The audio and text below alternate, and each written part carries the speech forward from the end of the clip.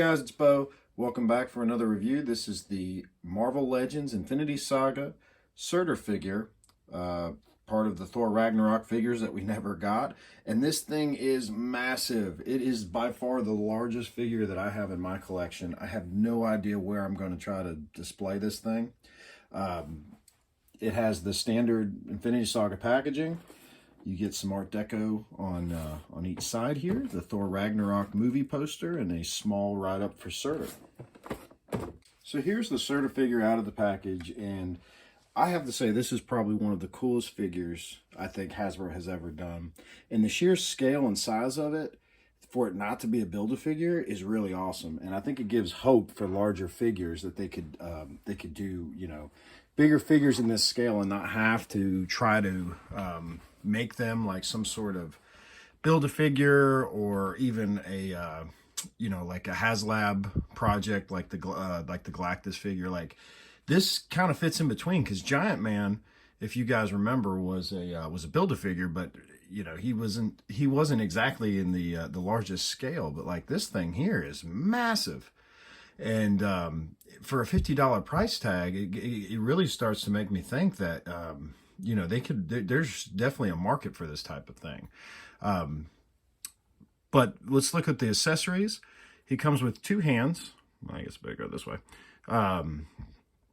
He's got like a translucent orange with a lot of really good details for that kind of smoldered charring that you see on all over the figure. The sword is very cool. Again, kind of like a translucent color.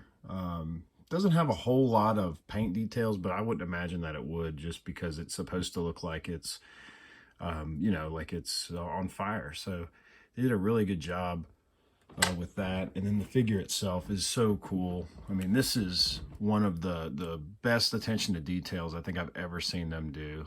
I mean, look at that. The eyes even look like it's glowing. It's a massive figure, and they did just a wonderful job with this.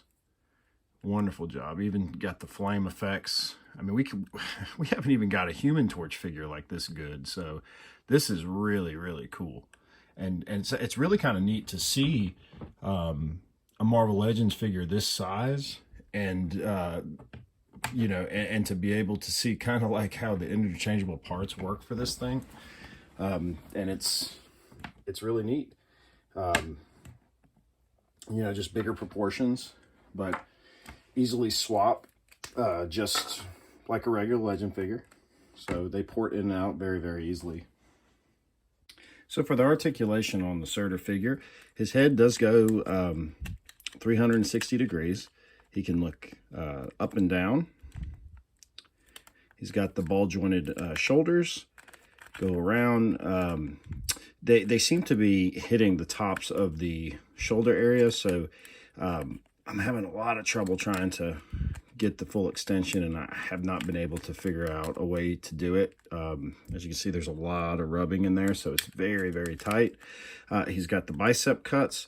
He's got the double elbows with the pinless joints, which is nice. He's got the ab crunch. He's got a little bit of twist right here in his upper waist. He's got the thigh cut here, right there, very tight. And he's got the pinless double knees here. He's got ankle pivot, and he's actually got a rotating calf, and his foot has the articulation there. And so here's Surtur next to the Build-A-Figure Ant-Man from the Civil War wave. And as you can see, he is significantly taller than him. Surtur's sitting right at just right under 14 inches tall. Even the sword is taller than the Giant Man figure. And here's Surtur next to some other Thor Ragnarok figures. I have him next to the Korg and the Thor figure. I think this is a great figure. This is a must-have for all the community out there, whether you're a avid collector and you're a completist and you want everything, or you're just kind of new, or even just like you like the Thor movies in particular. Like, this is a must-have. The figure's awesome. The attention to detail is great. The articulation is wonderful for being such a large figure. A lot of times with the bigger figures, the proportion, like they're so heavy that the joints like don't hold the weight up real well. And this one really does it. It does it all. It's a great piece. It looks really cool. If there's some things that I could find to complain about it, it would probably be I just really wish they would have gave us like the skull version of this with it, just to have with your Thor figures, because that was like it'd be a cool way to display it where you could strap it to to Thor's back. I think that would have been a nice touch with it. But other than that, I think it's a great figure.